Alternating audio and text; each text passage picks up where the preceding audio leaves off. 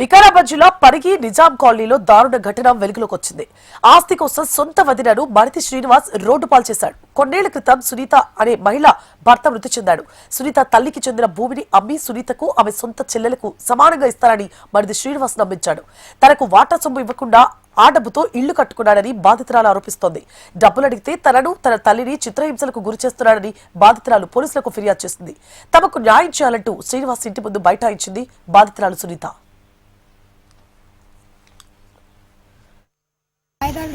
ఎంత చెప్పిన చెప్తే ఆడ కాగితాలు చూస్తే ఆయన పేరు ఉంది. 3 లక్షలు అప్పయింది అంటే సరే నేను 3 లక్షలు ఇస్తా అంటే 3 లక్షలు లేవు 3 ఆతులు లేవంట అని చెప్పేసి ఇల్లు నాకు ఇవ్వకుండా నన్ను కూడా ఇష్టం వచ్చినట్టు కొట్టిండు. సరిగా నీకు అధికారం లేదు, నువ్వు నాకు ఇచ్చినట్టు ప్రూఫ్ ఏముంది అని చెప్పి చీటింగ్ చేస్తున్నాడు. ఇంట్లోకి వెళ్ళి సామాన్ అంతా అట్లా తీసి బయట పడేసాడు. ఇంతకుముందు పిఎస్లు ఇస్తే ఇంట్లో వచ్చి ఉంటే దాంట్లో అప్పు అయిందని చెప్పి ఇప్పుడు బ్లాక్మెయిల్ చేస్తుండు. అప్పు కట్టు, ఇల్లు నాది, నీకు అధికారం లేదని చెప్పేసి నన్ను కొడుతున్నాడు, మా అమ్మని కొడుతున్నాడు.